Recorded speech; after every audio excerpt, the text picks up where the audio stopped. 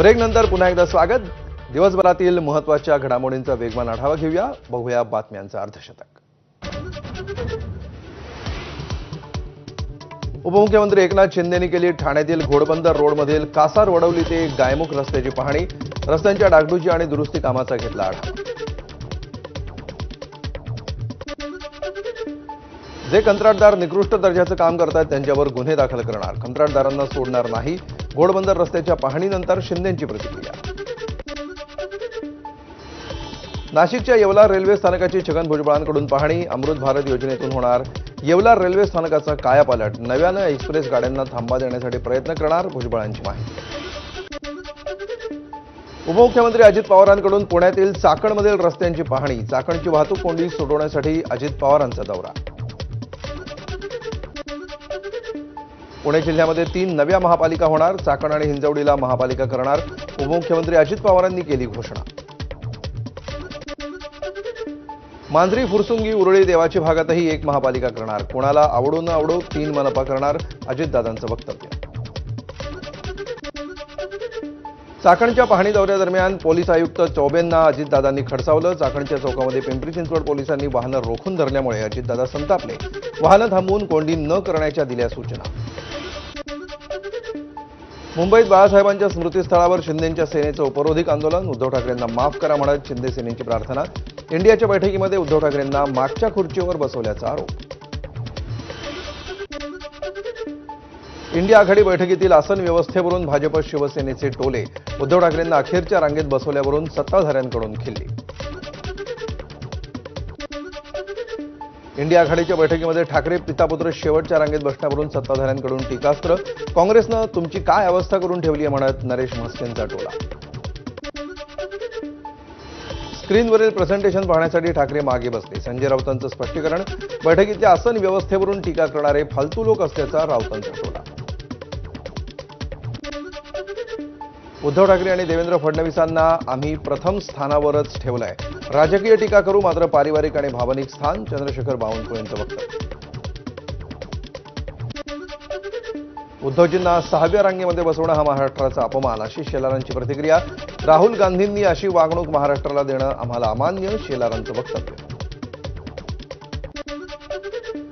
कोल्हापूरमध्ये उद्योगमंत्री उदय सामंत यांनी केली केशवराव भोसले नाट्यगृहाची पाहणी। केशवराव भोसले नाट्यगृहाच्या दुर्घटनेला आज 1 वर्ष पूर्ण, पालिकेच्या अधिकाऱ्यांना दिल्या सूचना। सोलापूर अपहरण मारहाण प्रकरणात मोठी अपडेट समोर। शरणू हांडेनं मे महिन्यामध्ये अमित सुरवसेला मारहाण केल्याचा व्हिडिओ। मारहाणीचा बदला घेण्यासाठी अमित सुरवसेकडून शरणूचं अपहरण। गोपीचंद पडळकरांनी घेतली मारहाण झालेल्या कार्यकर्त्याची भेट। शासकीय रुग्णालयामध्ये शरणूवर उपचार सुरू। शरणू हांडेच्या मारहाण प्रकरणामध्ये रोहित पवारच मास्टरमाइंड, गोपीचंद पडळकरांचा आरोप। अमित सुरवसेचे पडळकरांनी रोहित पवारांसोबतचे फोटो दाखवले। अपहरणावेळी रोहित पवारांनी व्हिडिओ कॉलवर अमित सुरवसेची माफी मागायला लावली, शरणू हांडेचा आरोप। तर माफीसाठी नकार दिल्यावर बघून घ्या असं रोहित पवार म्हणाल्याचा शरणूचा दावा। शरणू हांडेनं केलेले आरोप रोहित पवारांनी फेटाळले। आपण कोणालाही फोन केला नाही, गृहविभाग तुमच्याकडे आहे, त्यामुळे एसआयटी स्थापन करा, रोहित पवारांचा आव्हान। रोहित पवार राज्यांमध्ये गुंडागर्दीला खतपाणी घालतायत, सदाभाऊ खोत यांची रोहित पवारांवर टीका। पडळकरांच्या गाडीवर हल्ला झाल्यानंतर रोहित पवारांनी केला होता त्याचा सत्कार। शाला अर्थ प्रणालीमध्ये अपात्र शिक्षक भरतीच्या चौकशीसाठी एसआयटी स्थापन। पुण्याचे विभागीय आयुक्त चंद्रकांत पुलकुंडवार 3 सदस्यीय पथकाचे प्रमुख। पोलीस महानिरीक्षक मनोज शर्मा, सहसंचालक हारून आतार चौकशी पथकात। सातारा जिल्हाधिकारी कार्यालयासमोर कंत्राटदारांच्या थकीत बिलासंदर्भात आमरण उपोषण। राज्यातील 12,000 कंत्राटदारांची सुमारे 89,000 कोटींची बिलं थकवली। धुळ्याच्या सिंदखेडमधील मेथी येथील खदानी प्रकल्पाच्या विरोधात शेतकऱ्यांचं आमरण उपोषण। कंपनीकडून 10,000 रुपये एकरी सानुग्रह मदतीची ऑफर, मात्र 2 लाख रुपये एकरी सानुग्रह अनुदान देण्याची शेतकऱ्यांची मागणी। तुळजापूरमध्ये मराठा कार्यकर्त्यांचा चंद्रशेखर बावनकुळेंना घेराव। मनोज जरांगेंना मुंबईला जाण्याची वेळ येऊ देऊ नका, कार्यकर्त्यांचं निवेदन। तर मराठा आरक्षण आंदोलनाबद्दल मुख्यमंत्र्यांची बोलणार, बावनकुळेंची माहिती। छत्रपती संभाजीनगर शहरामध्ये महापालिकेच्या अतिक्रमण कारवाई विरोधात जन आदर्श महामोर्चा।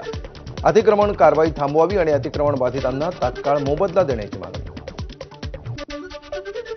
परभणीत आंबेडकरी अनुयायांकडून रास्ता रोको आंदोलन. सोमनाथ सूर्यवंशी मृत्यू प्रकरणी अज्ञातांवर नाही तर पोलिसांवर गुन्हा दाखल करा, आंदोलकांची मागणी. पोलिसांनी आंदोलकांना घेतलं ताब्यात.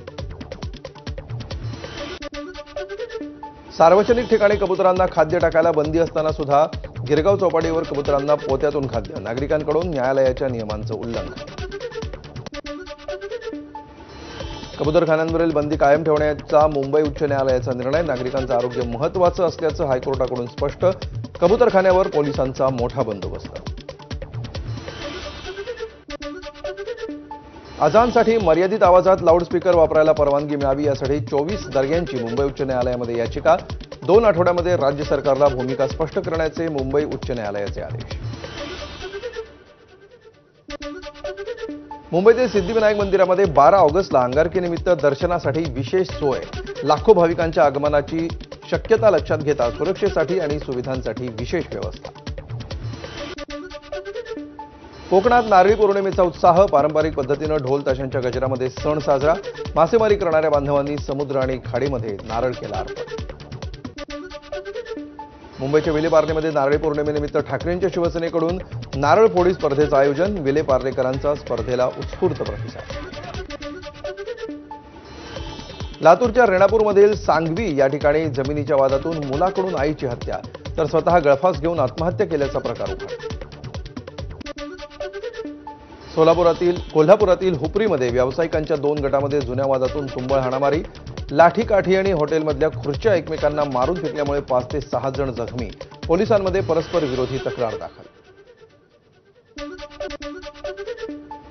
पुण्यातील 17.5 नळी चौक परिसरामध्ये 2 तरुणांनी हातात कोयते आणि तलवारी घेत दहशत माजवण्याचा प्रयत्न केला होता. फरार आरोपी अहिल्यानगरमधून जेरबंद. गुन्हेगारांची दहशत संपवण्यासाठी 17.5 नळी परिसरामध्ये आरोपींची धिंड.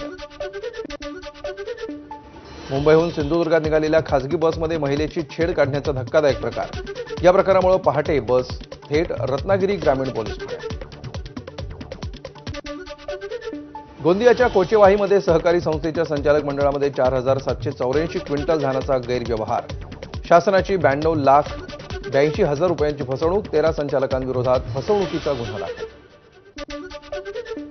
बीडमध्ये 2 आठवड्याच्या विश्रांतीनंतर पावसाची हजेरी. बीड, गेवराई, पाटोदा, शिरूर परिसरामध्ये मुसळधार पाऊस.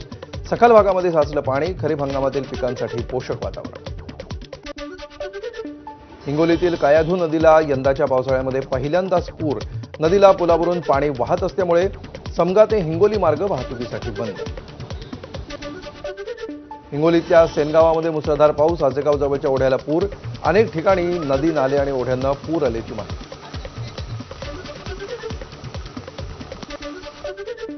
हिंगोलीत पावसाची जोरदार हजेरी. पावसामुळे शेतकरी वर्गामध्ये सुद्धा आनंदाचं वातावरण.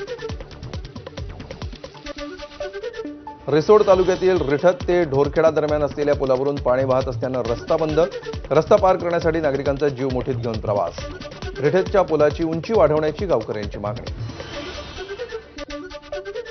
वाशिममध्ये मुसळधार पाऊस. मंगळूरपीरमधील लेंडी नदीला पूल. अकोल्याच्या पिंजरला जोडणारा मार्ग बंद. तर रिसोडमधील पैनगंगा नदीला पूर आल्यामुळे मेहकर रिसोड मार्ग बंद.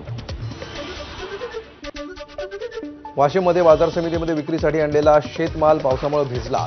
भुईमुगाचं पीक पाण्यात वाहून गेल्यामुळे शेतकऱ्यांचं अतोनात नुकसान. अकोल्याच्या बार्शी टाकळीतील विद्रुपा नदीला पूर आल्यामुळे कोलेश्वर मंदिराचा रस्ता पूर्णतः बंद. गावकऱ्यांना जीव मुठीत घेऊन करावा लागतोय प्रवास. तर रस्त्यावरून पाणी वाहत असल्यामुळे 2 गावांचा संपर्क तुटला. कपिल शर्माच्या कॅनडातील कॅफेवर पुन्हा गोळीबार. कपिलच्या शोमध्ये सलमान खानला बोलवल्यामुळे गोळीबार. सलमान खानसोबत जो कोणी काम करेल त्याला मारून टाकू. लॉरेन्स टोळीचा गँगस्टर हॅरी बॉक्सरची ऑडिओ क्लिप समोर.